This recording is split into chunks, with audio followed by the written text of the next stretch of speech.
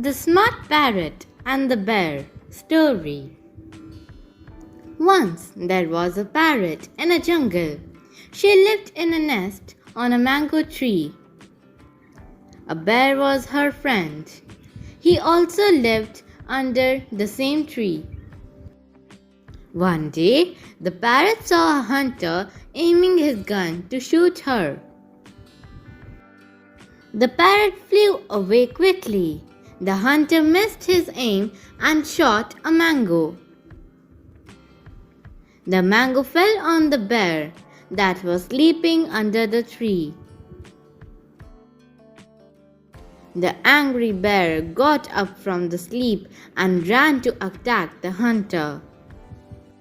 The hunter quickly fled away on his horse.